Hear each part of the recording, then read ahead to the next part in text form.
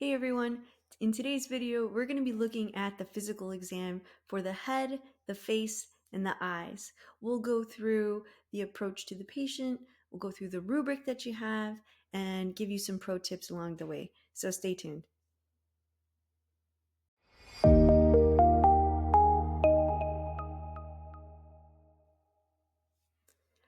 All right, so first off, I'd like to go through the rubric and kind of see where we're going to head. We're going to start off with the head and the face exam, which we have here, and then we're going to move on to the eye exam. So for the head and face exam and the eye exam, this is essentially page 2 on the traditional rubric.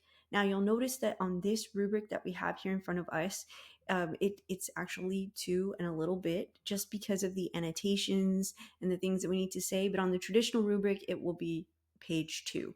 And that's what we're going to look at in this video. If you haven't already watched my page 1 video, please check it out. I think we'll put the link up here at the top so you can check that out first. Okay, so going into the head and face, what we'll do is I'll talk a little bit about the exam, then I will show you a demo, and then we'll move on to the eyes, same thing. Okay, so for the head and face exam, we're going to be starting off by inspecting and palpating the patient's hair, scalp, cranium, and face. And we need to verbalize this as we're going through. So we're going to be kind of picking up the hair, touching it, looking at it, making sure that it's nice and healthy. We're also going to be separating the hair and looking at the patient's scalp, kind of portions of it here and there. We're also going to palpate in this area as well as palpate the cranium. So I like to tell the patient, we're going to be feeling your hair, your scalp, your head, and your facial bones. So palpate the cranium, and you're just feeling for any types of abnormalities. And then after that, we're going to palpate the face. Now, it's kind of weird to touch someone's face. So definitely want to tell them ahead of time that you're going to be touching their face, but we're really just feeling for any bony abnormalities around the face. I usually don't touch the nose at this time since we're going to do a dedicated nose exam a little bit later on. Same with the eyes. So I really kind of stick to the forehead, the cheeks, the jaw area. And so that's all done really, really quickly. After we've palpated the face, we can go on to palpate the temporomandibular joint. So basically just want to put the pads of your fingers, 2, 3, maybe 2, 3, 4, on that area, just in front of the ear along the joint there. And you're going to have the patient open and close their jaw. And you're going to feel for any popping, clicking, or abnormalities there. Right when you're in that area, what you'll want to do is move your fingers just slightly in front, and you'll then have the patient bite down, and this will assess for cranial nerve 5, the motor function. And then we're also going to bring in cranial nerve 7 to this part. That's a pro tip. We're going to bring in cranial nerve 7 here so that we won't forget it and won't do it. We don't have to wait till the end to do this exam. So for this one, I like to have the patient smile. Okay, that tests for the symmetry of the smile. We're also going to have the patient puff out their cheeks and not allow us to pop the air in there. We're going to have the patient raise their eyebrows really high, and then we're going to have the patient close their eyes and not let us open them. And these are the general facial nerve I like to do. On your exam here, you can see that it says that they're just having you not inflate the cheeks, and also have the patient raise the eyebrows and not let you flatten them. I just think that's a little awkward. So I'm going to go ahead and show you what I like to do here. And that's basically it for the head and face exam. So let's go ahead and look at a demonstration of that.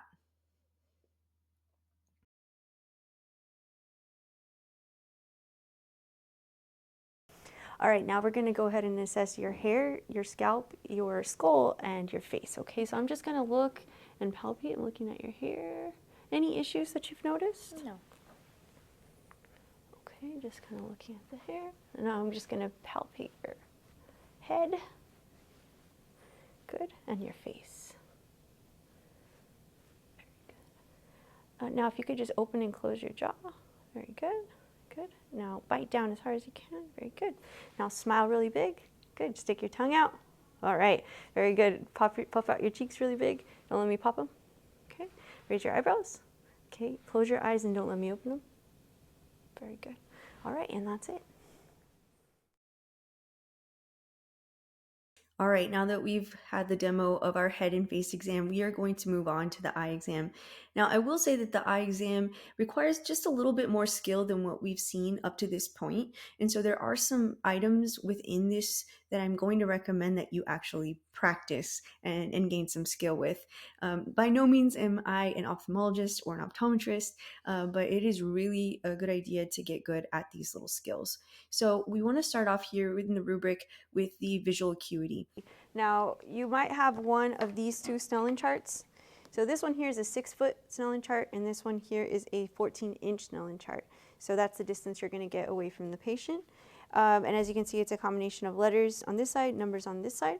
What we have here for the shorter one is we've actually attached a ribbon to tell us how long 14 inches away. And so for this, you would hold it kind of at eye level for the patient, and then you could toss it to the side, and you know that's about how far away it needs to be 14 inches. So that's a nice little trick there.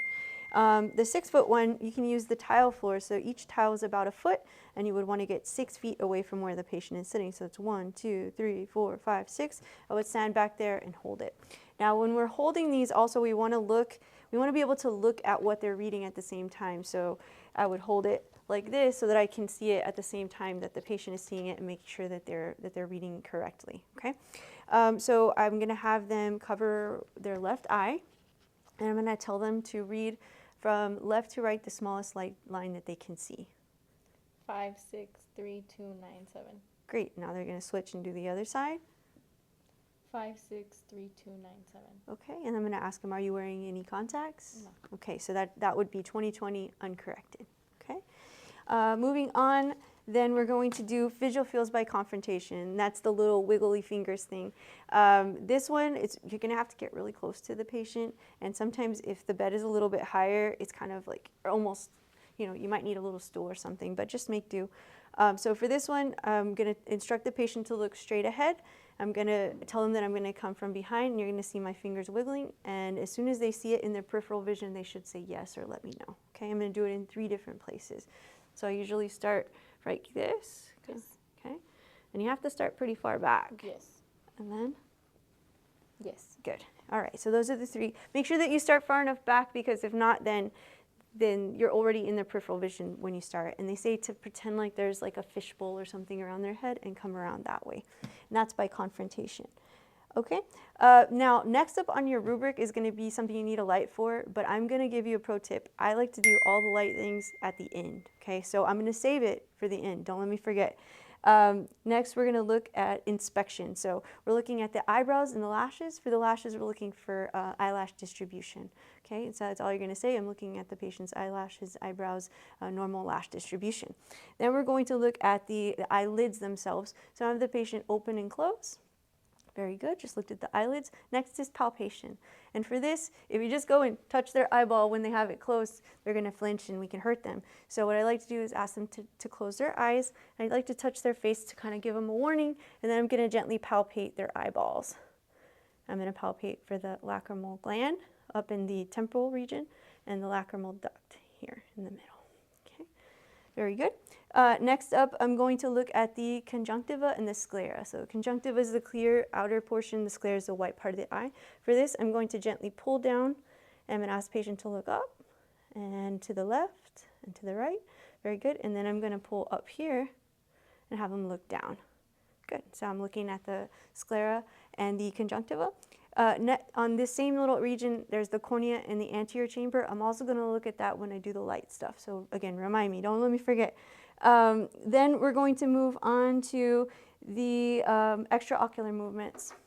So I'm getting my pen, but first I'm going to do the extraocular movements, then I'm going to use the light source. So for this, you want to get just far enough away that it's not super, super close. And you don't want to get super far away, because then you have to go really far to get them to do the range of motion of their eyes. So I'm going to start about right here. I'm going to have them look at the tip of the pen and follow it, okay, without moving their head. So come to the right. I'm going to go up and then down quickly, looking for any lid lag. Come all the way to the side, looking for any nystagmus. Up, down, in, and then I'm going to do, good, convergence and divergence. Okay, so normal extraocular movements, normal convergence, divergence. Okay, Next, we're going to do the light stuff. We already have the light in our hands, okay? So you said you weren't going to let me forget it. I almost forgot, okay? So the first one is eye position and alignment. For eye position and alignment, I'm going to direct the light directly at center, and I'm going to look for the reflection of the light off of the center of her eye. And I don't like to turn it on as I'm pointing. I like to turn it on and then shine it. So right there, just see the reflection off the eyeballs. Then I'm going to do the anterior chamber and the cornea. For this one, I'm going to shine transilluminate from the side. I'm just holding it here, trying to see that that anterior chamber lights up. I'm going to look at it from the front, even though I'm shining from the side. Same thing here. You can see it transilluminate. And the last thing we're going to do is the pupillary constriction. So we're going to do direct and concentric. Direct means I'm shining it in the eye that I'm looking at. Concentric means I shine it in that eye, I look at the other eye. And so some people say you can kind of block the light source. So I'm going to look in the right eye. I'm going to do it again. Look in the left eye. Sometimes it's a little hard to see, but do your best. Okay. Shine it in this eye. I'm looking for pupillary constriction. Very good. I'm going to let it relax, and then I'm going to look at the other eye for concentric. So I would say normal pupillary constriction, direct and concentric. Okay. And last but not least is going to be looking at the eye. And most students say this is probably the trickiest part of doing an eye exam. And so it's going to take quite a bit of practice. You want to do your best. Keep practicing as best as you can. Now there's two versions of this. This is the traditional ophthalmoscope. On the front here, you can, well, first you turn it on with the little green button. Okay, you want to push it and turn it. On this part right here, you can see there's a little number.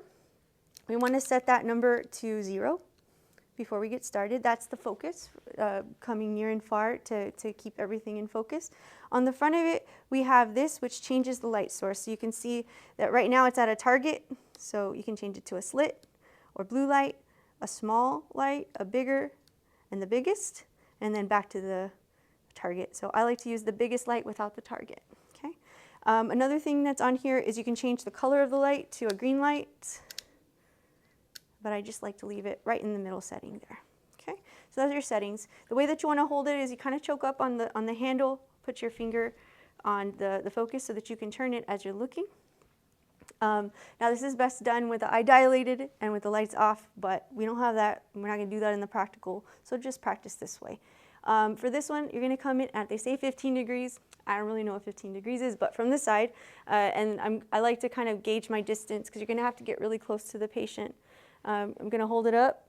I'm going to look at the eye, make sure the light is shining on the eyeball, and I can see the red reflex. Then I'm going to start coming in and coming towards the center of vision. I'm looking for vessels. Once I see vessels, I'm looking for the optic disc, which I actually see really well. And notice how close I get to the patient. I can actually see hers extremely well. And now I'm going to have her look at the light quickly. So I'm looking for that macula at the very last second. And you can't do that for very long because it's really uncomfortable for the patient. Notice right hand, right eye, right eye. Have to do it that way. Now let's go to the left side.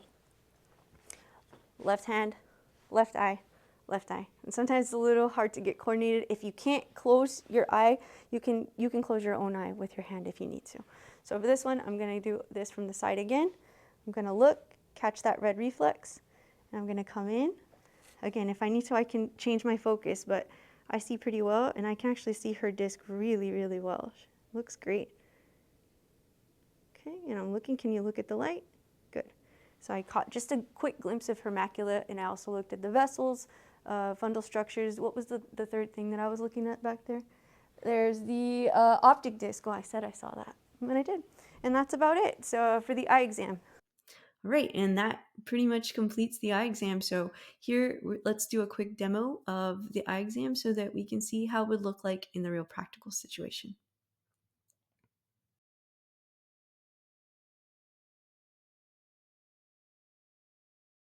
All right, next up, we're going to go ahead and look at your eye exam, okay? We're going to start by testing your vision. Now, are you wearing any contacts? No. Or do you wear glasses? No. No? Okay. So what we're going to do is I'm going to measure this out, and we're going to test your vision. So I'm going to hold this here. I'm going to have you hold one hand in front of your left eye, so you can block that side. I'm going to have you read the smallest line you can from left to right. 5, 6, 3, 2, 9, 7. Great. Now, if you can cover the right eye and do the same thing from right to left. 5, 6, 3, 2, 9, 7. All right, great. You have a 20/20 vision uncorrected. All right, moving on. Next, what I'm going to have you do is stare just straight ahead, and I'm going to wiggle my fingers kind of behind you, and when you see them come into peripheral vision, then you let me know. Okay, I'm going to do this 3 times. So we're going to start back here. Yes. Okay. Yes. Yes. Wow, that was great. All right, so normal peripheral vision. Again. All right, next up I'm going to look at your eyebrows and your lashes, the normal lash distribution. All right, and close your eyes, your eyelids open. Very good.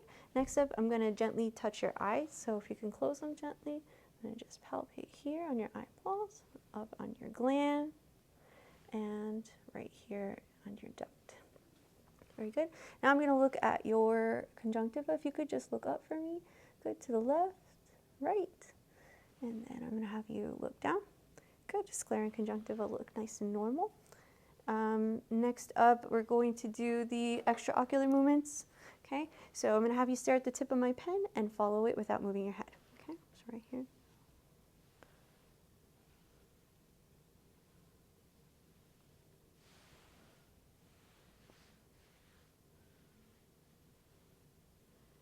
Very good. Normal extraocular movements, normal convergence and divergence. Now I'm going to go ahead and shine the light in your eye. You can just look straight ahead.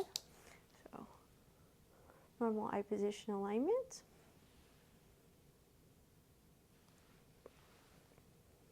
Normal anterior chamber and cornea. I can just look straight ahead for me.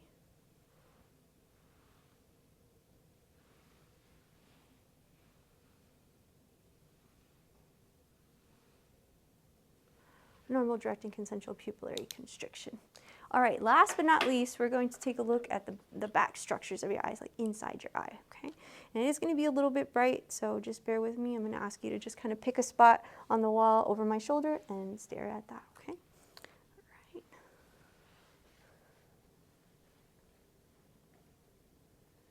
All right, found the red reflex.